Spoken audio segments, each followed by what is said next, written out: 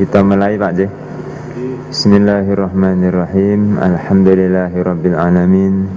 Allahumma shalli wa sallim ala sayyidina Muhammadin wa ala alihi wa ashabihi ajma'in. Rabbi shrah li sadri wa yassir li amri wahlul 'uqdatam min lisani yafqahu qawli. Subhanaka la ilma lana illa ma 'allamtana innaka antal alimul hakim.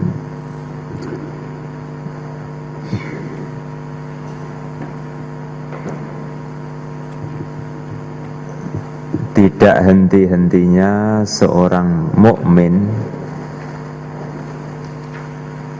tidak akan pernah kenyang seorang mukmin dalam menjalankan kebaikan sampai akhirnya masuk surga.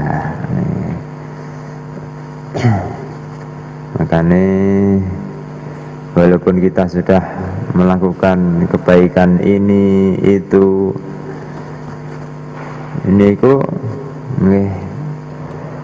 terus tetepan ya. Dan hadis ini memberi isyarat bahwa orang kalau imannya niku bersih, hatinya bersih, dia ini terus menerus melakukan kebaikan niku mboten enten bosene, Pak. Terus nikmat, ganti kebaikan ini lagi, nikmat, ganti yang lain lagi, nikmat.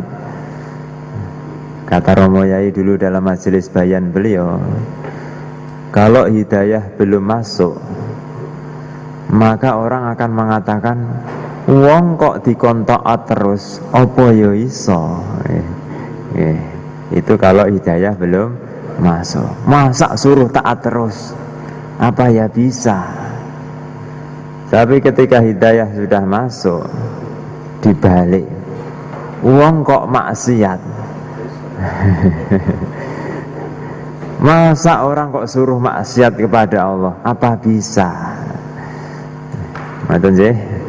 Maka bismillah kita niati, ini perintah Allah ngaji, berkahnya kita niatkan menyebar luas, bukan saja ke diri kita, tapi untuk keluarga kita, anak cucu kita, untuk ahli kampung kita, bahkan untuk umat seluruh alam.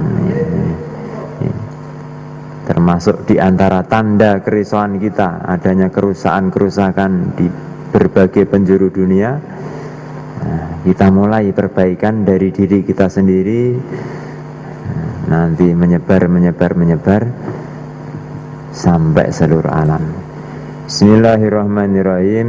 Pahala orang yang tidur meninggalkan wiritannya, tapi kemudian dia mengqodoknya. Ada wirid niku amalan yang sudah istiqomah, entah itu berupa sholat, entah itu berupa zikir-zikir tertentu, atau membaca surat-surat tertentu. Pokoknya amalan yang sudah istiqomah kita kerjakan, itu namanya wirid. Dari sahabat Umar ibnul Khattab radhiyallahu anhu, beliau berkata, bersabda Rasulullah sallallahu alaihi wasallam, man, barang siapa nama tidur an hizbihi, meninggalkan hizibnya. Hizib niku rangkaian amalan, au an say'in minhu, atau sesuatu dari hizibnya. Maksudnya apa nih? Amalannya yang biasa istiqomah tertinggal semua, atau ada sebagian yang tertinggal. Faqara'ahu, kemudian dia membaca, mengqodok amalan itu, fima, di dalam waktu, baina sholatil fajri wa sholatil zuhri, yang diantara subuh dan duhur. Kutiba, maka ditulis lahu baginya, ka'annama qara'ahu minal lail, seolah-olah dia membacanya di malam hari, seolah-olah amalan itu tidak tertinggal. nanti kalau sampai ini, tapi niki hadisnya riwayat Imam Muslim. Saged dipun pahami ya. Terus amalan yang sudah istiqomah kita kerjakan di malam hari, kemudian karena capek atau karena sibuk atau karena ketiduran terlalu cepat, ringkesnya amalan itu tertinggal semua atau ada yang tertinggal sebagian, kemudian kita qadha. Syaratnya qadhanya antara subuh dan zuhur. Pokoknya sebelum zuhur sudah diqadha, maka orang itu seolah-olah dianggap tidak ketinggalan amal, seolah-olah dia membaca amalan itu di malam hari tadi, termasuk sholat tahajud. Niku nggih termasuk wirid. Nih. Tadi sudah saya sampaikan, wirid niku amalan yang sudah istiqomah kita kerjakan. Entah itu zikir atau membaca surat-surat tertentu atau sholat-sholat malam tertentu. Ngoten? Nggih. Syariat Islam yang sempurna dari yang maha tahu. Allah tahu kalau manusia itu mesti ada lupanya, kadang-kadang ada sibuknya, ada kendornya. Makanya Allah Ta'ala memberikan kesempatan diqadha di siang hari, asalkan sebelum zuhur, nanti masih dapat pahala yang sama.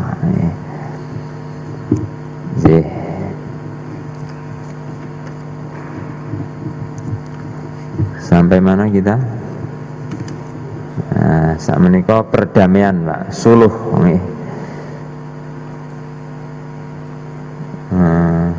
Sinten niki sing maos sama kula mawon. Kersane mboten mindah-mindah menapa dipindah nggih mboten napa-napa. Bab ke-7, as-suluh atau perdamaian. Hukum suluh. Suluh atau perdamaian itu sah hukumnya apabila disertai ikrar atau pengakuan, baik di dalam urusan harta dan apa yang mendatangkan harta. Suluh atau perdamaian itu sah jika ada pengakuan antara pihak yang dituntut dengan pihak yang menuntut. Apabila suluh itu terjadi dengan ingkar, maka tidak sah. Contoh hal yang dapat mendatangkan harta adalah orang yang berhak menuntut hukum qisas kepada seseorang, kemudian ia berdamai, tidak menuntutnya hukuman qisas, tetapi menuntut ganti rugi berupa uang atau harta. Dalil adanya suluh atau perdamaian ini adalah firman Allah Subhanahu wa taala dan hadis Nabi Muhammad sallallahu alaihi wasallam sebagai berikut. Wasulhu khair, Nisa 128, dan perdamaian itu lebih baik bagi mereka. As-sulhu jaizun bainal muslimina illa sulhan harama halalan aw ahalla harama wal muslimuna ala syurutihim illa syartan harama halalan aw halalan harama. Rawahu Tirmidzi. Akad atau kesepakatan damai di antara kaum muslimin itu boleh, kecuali kesepakatan damai yang halal atau menghalalkan yang haram. Kaum muslimin dalam kesepakatan harus tegas atas syarat-syarat mereka, kecuali syarat yang mengharamkan yang halal atau yang, kecuali kesepakatan damai yang halal, yang kecuali kesepakatan damai yang mengharamkan yang halal. Oh gitu, ditulis dulu. Mengharamkan yang halal. Kecuali kesepakatan damai yang mengharamkan yang halal atau menghalalkan yang haram. Kecuali kesepakatan damai yang mengharamkan yang halal atau menghalalkan yang haram. Kaum muslimin dalam kesepakatan harus tegas atas syarat-syarat mereka, kecuali syarat yang mengharamkan yang halal atau menghalalkan yang haram. Hadis riwayat Tirmidzi. Akad suluh dapat dalam masalah yang bukan berupa harta atau tidak dapat dihartakan seperti had, wazaf, itu tidak sah. Macam-macam suluh. Suluh itu ada dua macam, yaitu satu ibro, dua muawadah. Suluh ibro adalah permintaan seseorang pada sebagian saja pada haknya. Suluh ibro tidak boleh digantungkan pada syarat apapun. Suluh muawadah adalah beralihnya seseorang dari haknya kepada hak yang lain. Hukum yang berlaku dalam suluh muawadah ini adalah hukum jual beli. Karena di dalam suluh muawadah ini berlaku hukum jual beli, maka boleh diadakan khiyar majelis atau khiyar syarat. Boleh dibatalkan karena adanya cacat dan lain-lain seperti yang berlaku di dalam jual beli. Setiap orang boleh membuat atap teras rumah dengan menjorok ke jalan tembus atau umum yang sekiranya tidak mengganggu para pengguna jalan. Hal tersebut tidak boleh dilakukan pada gang atau lorong kecil milik banyak orang, kecuali dengan mendapatkan izin dari orang-orang yang ikut memilikinya. Siapapun yang berada di lorong atau gang milik bersama boleh mengundurkan pintu rumahnya dan tidak boleh memajukannya kecuali dengan izin orang-orang yang ikut memiliki lorong tersebut. Dalil boleh memajukan atap teras rumah ke jalan umum asal tidak mengganggu para pengguna jalan adalah hadis Nabi SAW.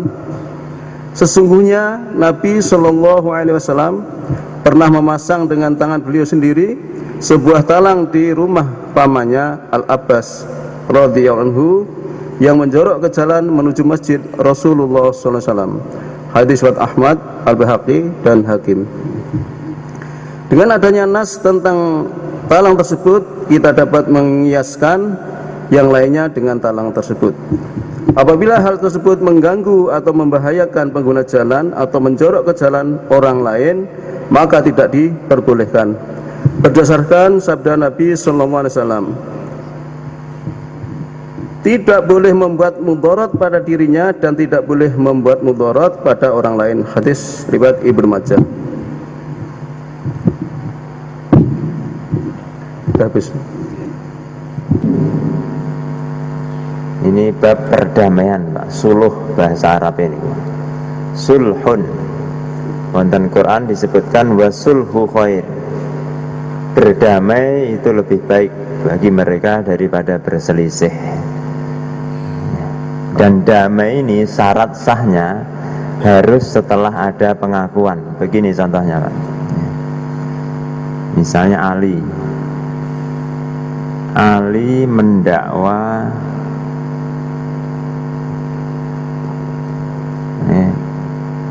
hei Umar, misalnya,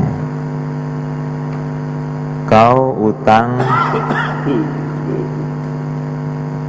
1 juta, kata Ali kepada Umar. Umar menjawab,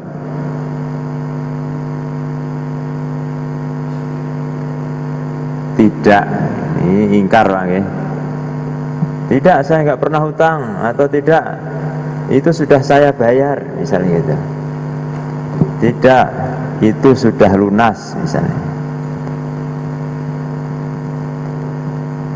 Ali menjawab lagi, belum, mana buktinya, misalnya.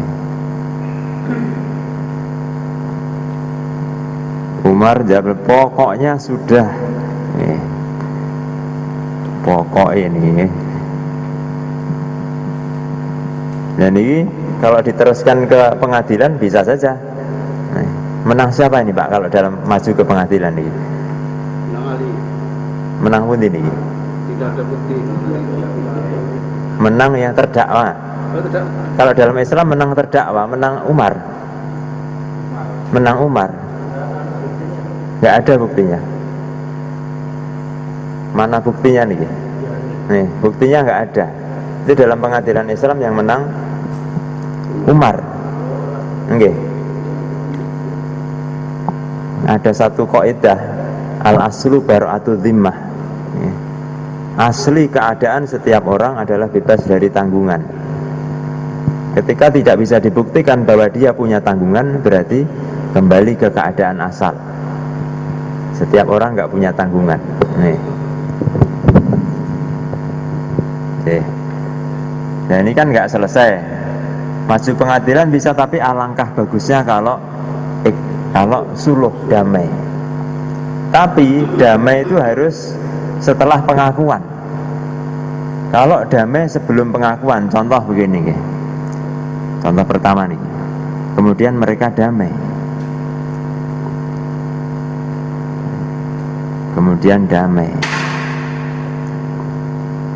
Umar Ali mengatakan, ya udah, demi persahabatan kita,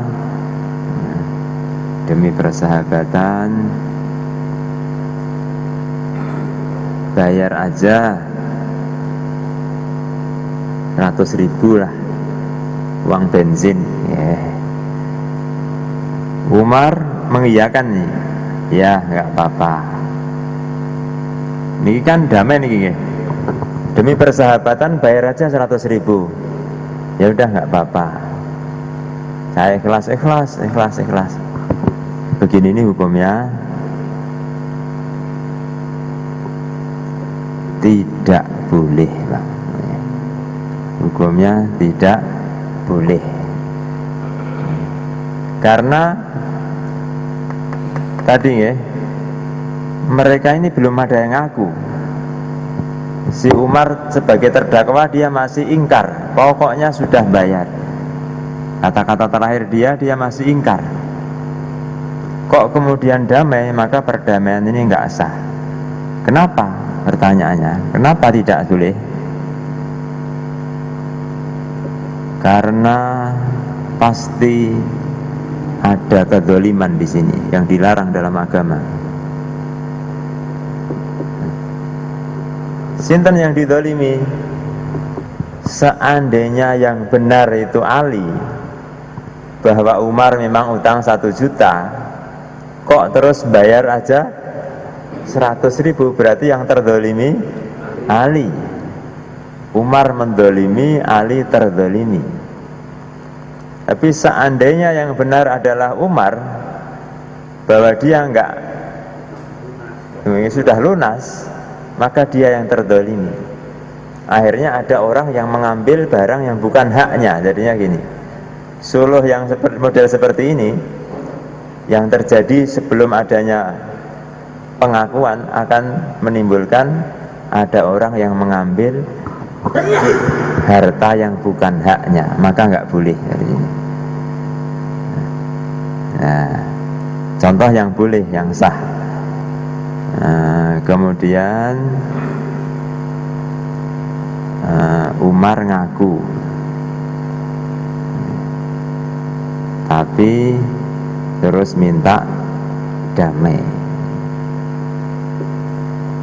Umar hari ngaku, ngaku belum bayar, misalnya belum bayar, ngaku jika belum bayar, misal, ya memang saya belum bayar, ini. Ya memang saya belum bayar, tapi ya dia kemukakan alasan-alasan ini. Kasihanlah saya ini lockdown begini, pekerjaan masih sulit, istri sakit. Bagaimana kalau saya bayar separuh saja, misalnya?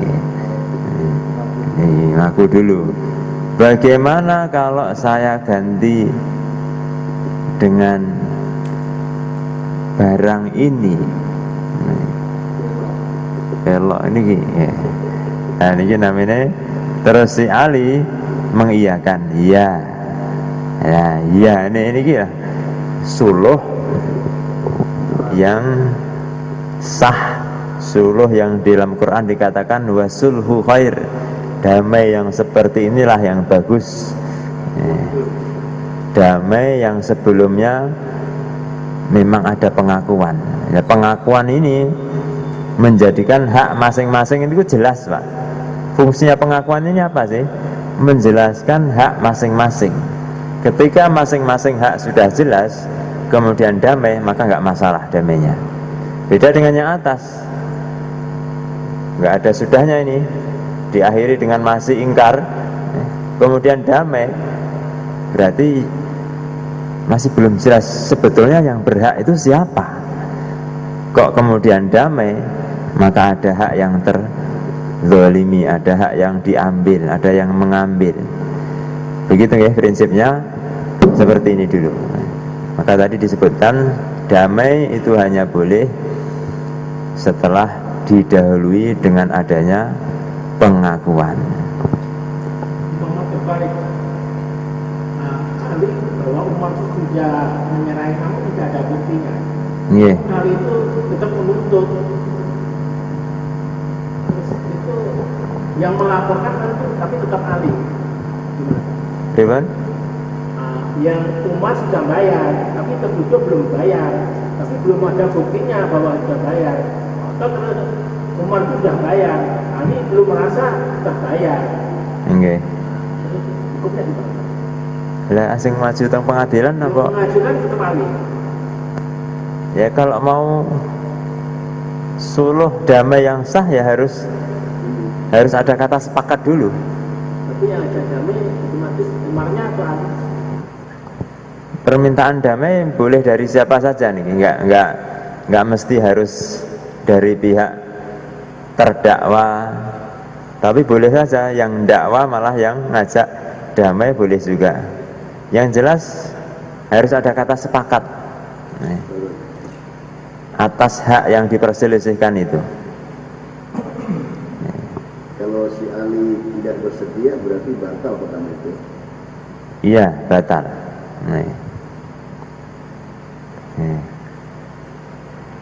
Dan ini bisa berlaku dalam bab apa saja, misalnya dalam warisan, sering dalam masalah membagi warisan. Bagi warisan ini kan tidak semudah teorinya nih, teorinya bagiannya sekian, kalau diuangkan berarti nilainya sekian. Tapi pada kenyataannya ini rupa barang nih, uangnya sedikit, yang ada rumah, mobil, perabot perkakas, tanah. Nah terus gimana nih baginya? Di satu sisi ada saudara yang sudah kaya, di satu sisi ada yang masih membutuhkan. Nah ini boleh, berdamai ini boleh seperti ini. Wal sulhu khair, tetap perdamaian lebih bagus, dibagi sesuai musyawarah, boleh Pak. Dah kamu ini aja, kamu itu aja, kamu mobilnya, boleh, asalkan apa Pak? Tetap harus diawali dengan pengakuan.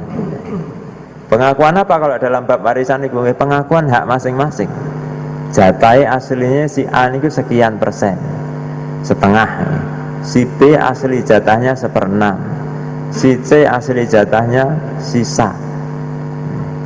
Baru setelah tahu asli jatah masing-masing, monggo kalau mau damai, bebas. Damainya itu bebas sesuai kesepakatan. Begitu? C. Ini yang jadi kabur yang masalah pertama tadi. C. Jadi pada pengadilan itu selama ini yang kita tahu adalah bukti-bukti pembayaran. Seperti antara Umar dan Ali. Ini si Umar itu tidak punya kwitansi pembayaran. Bukti kalau sudah membayar itu enggak ada.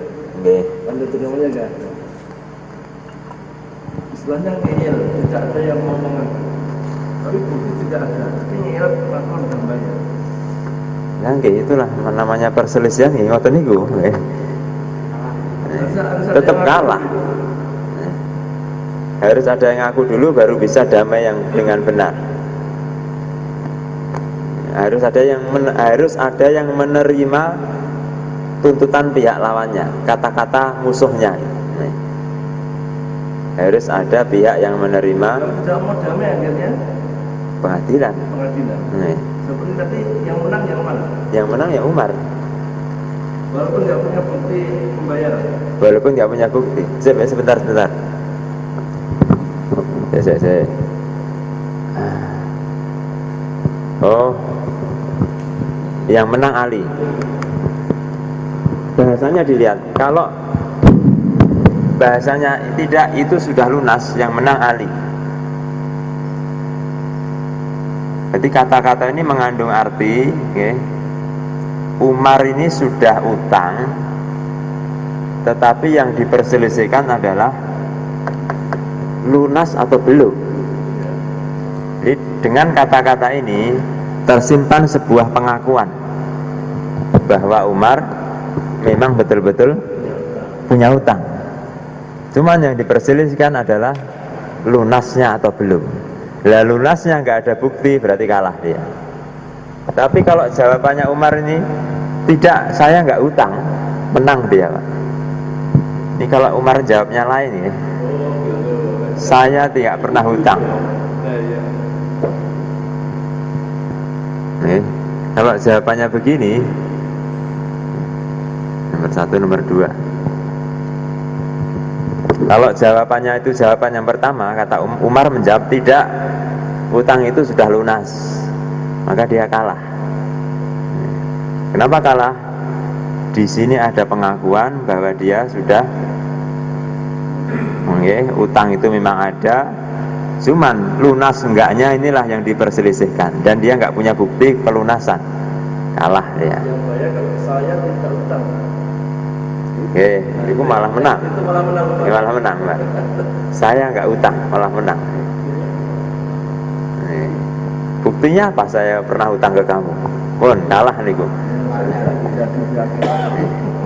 Makanya arahan muamalah ya, dalam Islam, ayat terpanjang dalam surat Al-Baqarah niku, juz 3, akhir-akhir ayat Baqarah niku sak halaman niku satu ayat, Pak. Isinya gini, ngasih arahan kalau muamalah pakai saksi dan ditulis, dan kwitansi nak ditulis nih. Sebetulnya kwitansi aja belum cukup menurut Islam. Saksi ini harus orang, nih. Orang, dan orangnya nggak boleh orang sembarangan, harus orang yang adil. Ya, Ribbon.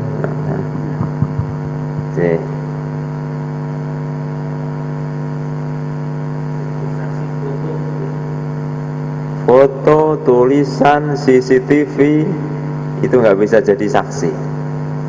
Saksi harus manusia. Tapi ada tapi nih, Pak. Foto dan kawan-kawannya tadi bisa digunakan untuk mendorong terdakwa supaya ngaku. Ya kalau sudah ngaku, kalahnya di ngakunya ini, Pak. Hasilnya kalau saksi itu harus berupa manusia. Aduh, ini sulit ini.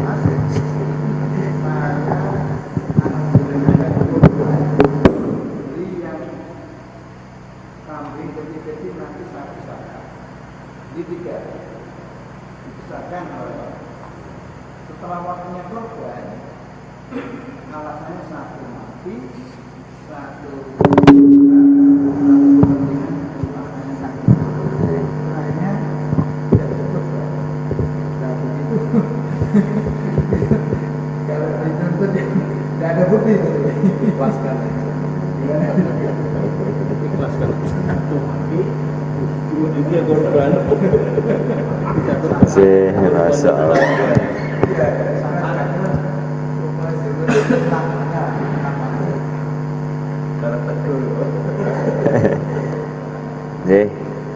Sampun nih. Gambaran damai seperti ini. Terus kalau hapus nih ya.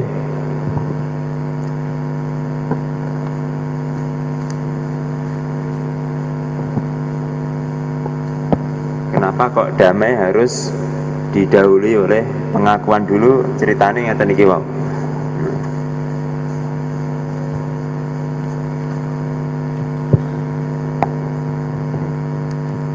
Kemudian perdamaian itu ada dua macam bentuknya.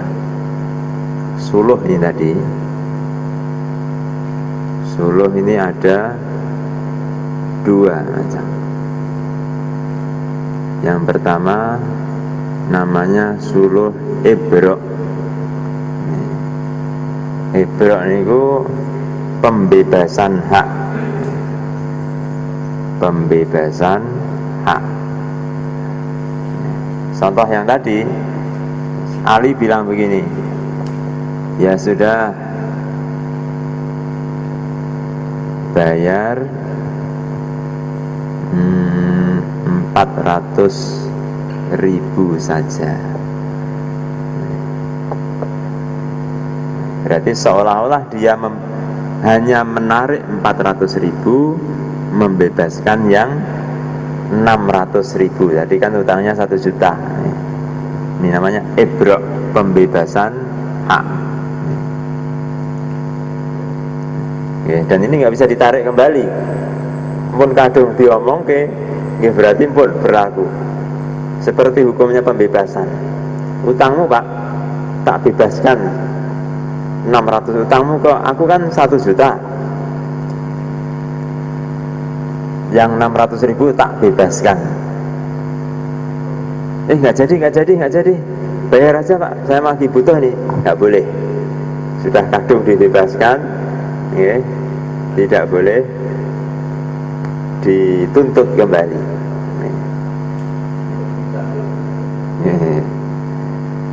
Kemudian yang kedua namanya suluh muawadoh.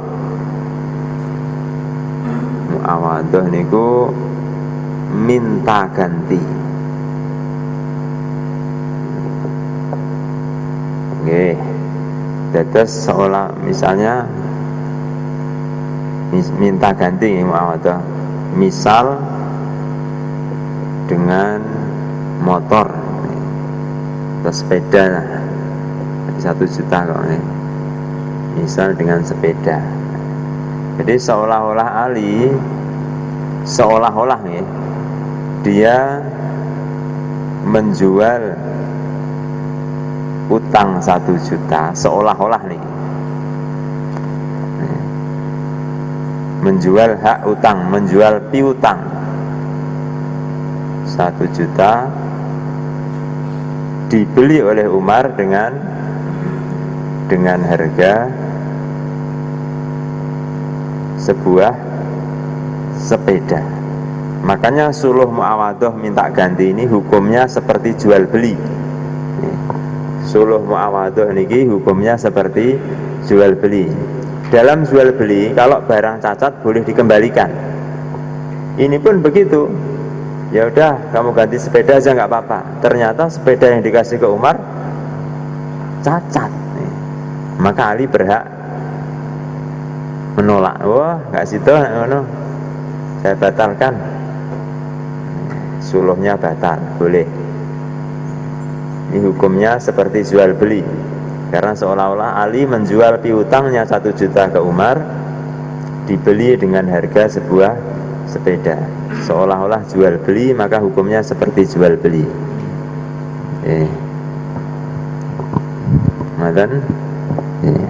Maka berlaku hukum jual beli di situ. Ada khiyar juga. Barang apapun boleh. Boleh, barang apapun boleh. Boleh, asalkan barang yang termasuk harta dalam Islam. Terus di bab suluh niki disebutkan ada satu permasalahan yang mungkin agak aneh. Ini yang bisa damai-damai begini ini hanya berlaku untuk hak perorangan, Pak. Hak yang menyangkut orang-orang tertentu yang memang bisa diajak damai. Nanti ada dalam bab fikih hak-hak yang diperserikatkan orang banyak. Ada bab hak orang banyak, al-hukuk al-mustarokah. Contoh apa nih contoh? Sesuatu yang menjadi hak orang banyak, jalan raya. Jalan raya niku hak sinten? Umum niku sinten? Semua orang, Pak. Ini nggak mungkin bisa diajak damai, tak tutup ya. Aku udah damai dengan aparat setempat, penguasa setempat, tak tutup aja ini jalannya. Ini buatan yang salah. Boleh nutup hanya sebagian, menyisakan sebagian jalan yang lain boleh. Maka ini ada dibahas, boleh seseorang niku napa namine, ini ada sebuah rumahnya di pinggir jalan raya. Kemudian rumah niki bikin apa nggih? Talang atau jendela yang dikasih pelindung yang melintang di atas jalan nih, kanopi. Tapi ini di atas jalan, di atas jalan raya. Pertanyaannya, bolehkah? Boleh nggak, Pak? Boleh, asalkan tidak mengganggu jalan. Berarti ini harus lebih tinggi dari apapun yang lewat jalan itu. Seandainya jalan ini biasa dilewati truk kontainer yang tinggi-tinggi ini harus lebih tinggi dari, pokoknya harus lebih tinggi dari apapun yang lewat jalan itu. Nah, baginda Nabi itu tadi dalilnya pernah memasang talang ke jalan, melintang di atas jalan. Itu enggak apa-apa.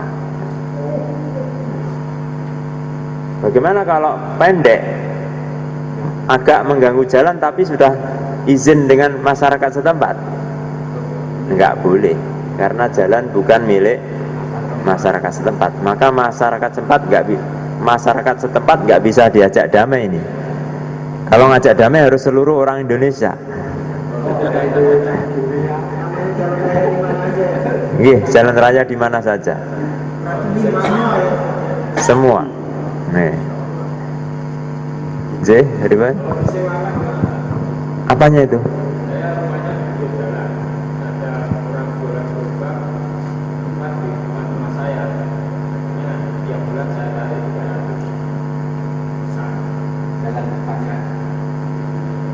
Di bau jalan atau halaman rumah? Bau jalan ini bukan milik Anda atau berarti ya?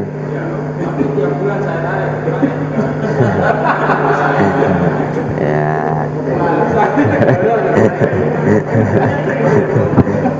Yeah. Nggak boleh nih Pak, nggak boleh. Nggak boleh, nggak berhak. Ini ku mereman nih ku kayak.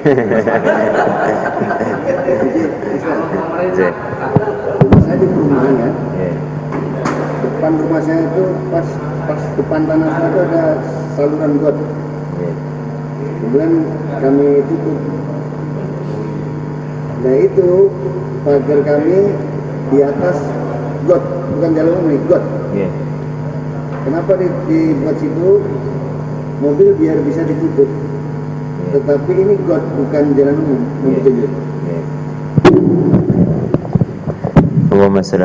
Ini tadi hukum untuk jalan raya, hak orang banyak yang tidak terbatas. Itu nanti akan dibahas di lafaz setelahnya, yang masalah memajukan pintu tadi ya. Itu kalau di sebuah lorong yang apa namanya,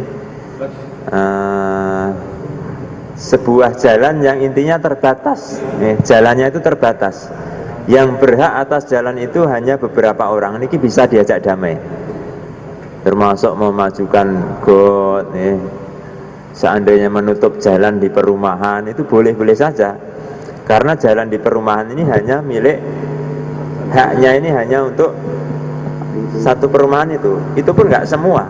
Ada pembahasan begini,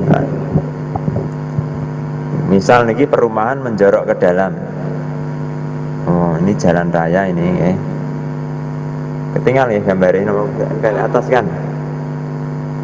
Solo ada 2 ini sudah saya hapus ya, sekedar tahu. Ini jalan raya,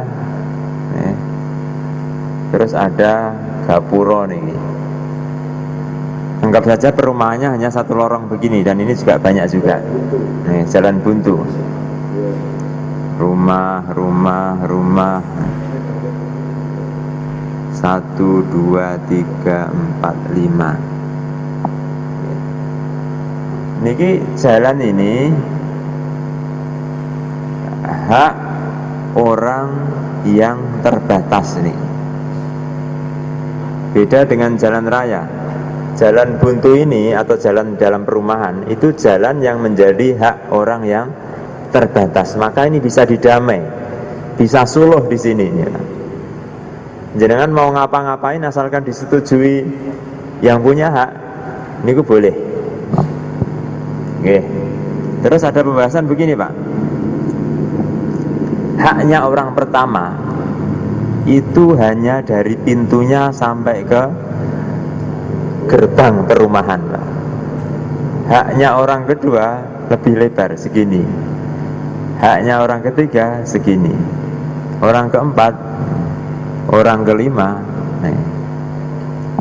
Jadi kalau orang ketiga ini mau ngapa-ngapain, itu dia hanya harus minta izin ke nomor 4 dan nomor 5. Orang ketiga ini mau membuat sesuatu di depan rumahnya ini. Di sini ini mau dia buat apa begitu ya. Tempat duduk biar bisa duduk sore-sore sambil kita karo iman yakin. Misal ini dia dalam Islam nggak harus izin nomor 1, nomor 2. Kenapa? Karena nomor 1 dan nomor 2 haknya hanya dari pintu ke depan. Yang punya hak daerah sini ini dia nomor 4 dan nomor 5. Yang harus dia minta izin nomor 4 dan nomor 5.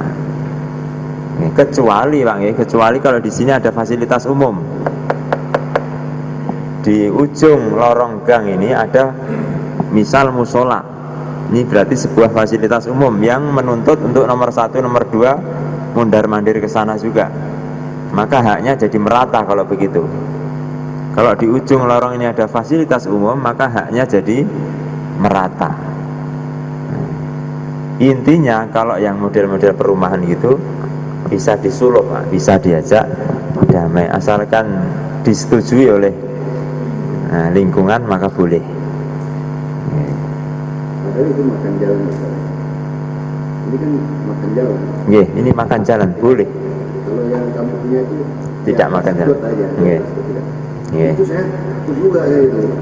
Jadi teman yang dakwah itu jangan coba-coba mengambil tanah walaupun izin kamu. Itu juga ya. Nggih. Makanya saya pertanyakan. Nggih. Mboten napa-napa niku, Pak. Memang got itu nggih. Bukan tempat yang Betul. dilalui oleh yang pertama itu bukan jalan itu got nih. Got ditutup biar rapi, biar bersih. Kemudian yang kedua itu di sebuah tempat yang pemilik haknya itu terbatas sehingga bisa diajak damai-damai terus sakit. Cinta Ustaz. Monggo. Ada seperti itu tapi bukan got, tetapi sungai. Sungai itu di jalan ke satu kemudian ditutup, kemudian bikin ruko di situ, bikin rumah kecil gitu. Itu bagaimana Ustaz? Ya sungai ini ya sudah nih sungainya. Ya umum. Ada yang punya negara itu. Itu Allah, berapa nih go? Sama PU diizini.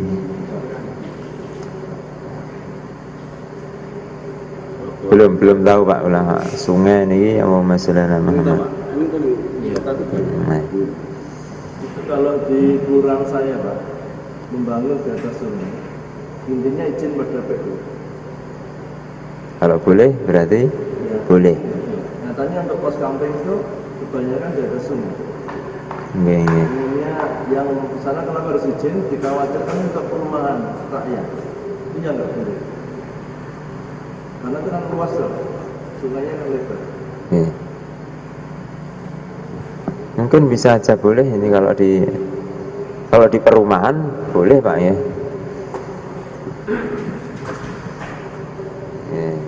Wallahu alam lagi perlu di Tapi kadang-kadang izinnya bahsul masailnya ini.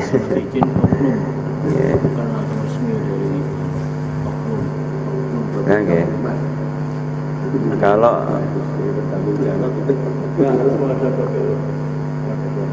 Katanya kan, nggih. itu kaitan dengan jalan raya tadi. Belakangan banyaknya warga masyarakat itu yang menutup jalan. Kalau pas kegiatan itu Nggih. di kota, Nggih. itu penyimpangan jalan raya. Itu bagian hukum agama. Nggih. Kalau menutup total nggak boleh Pak. Nih. Dalam kitab-kitab fikih dibahas menutup total jalan raya. Niku tidak boleh. Kalau ada pengalian, nggak boleh. Yang ada itu yang pernah saya baca ya. Kalau hanya sebagian jalan yang ditutup boleh. Kalau ada pengalihan niki orang ridho nggak? Ya boleh juga. Kadang gini, kadang pengalihan misalnya dengan jalan yang dilewati, kadang kan yang jalan nggak mau, orang kalau kendaraan banyak, jadi kan bermasalah juga. Terus yang pengguna jalan juga merasa keberatan, kan mutar-mutar juga. Pengguna jalan muter-muter ya. Dan itu tidak izin langsung tutup aja itu. Dan raya, Di kampung-kampung banyak. Ya kalau yang biasa di kampung-kampung hanya sepihak saja, maksudnya acara walimah terus tutup, nonton nggih. Ya, Ini kok radi nyamar nih kok Pak. Itu nggak boleh begitu itu. Harusnya kalau mau menutup gini mau sebagian apa namanya jalan saja yang ditutup, bukan semuanya, masih menyisakan untuk lewat.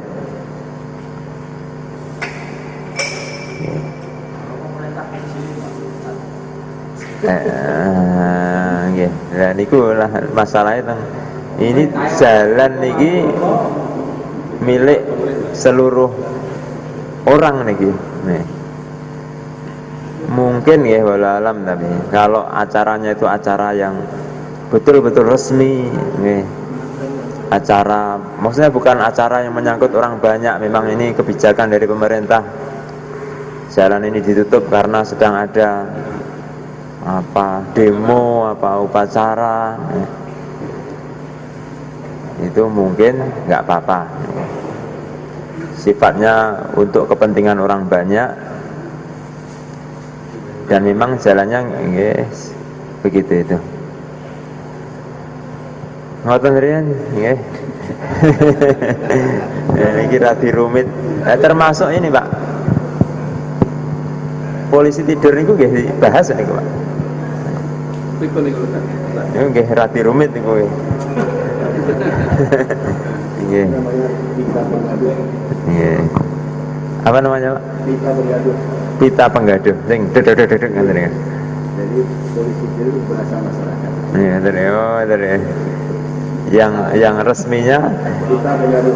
pita penggaduh. Oh, nggih. Nggih. Blenduan nih kok namanya napa nih kok. Menghambat kecepatan. Menghambat kecepatan ini. tapi di pondok ini kan banyak. Baik jalan Oke. saya. Oke. Jalan berlubang. Itu masalah jalan tadi sebenarnya dari pemerintah itu memang syaratnya juga boleh menutup tapi bagian, tidak boleh tutup full. Oh begitu, ada syarat begitu. Ada, cuman karena prakteknya itu full. Tebul.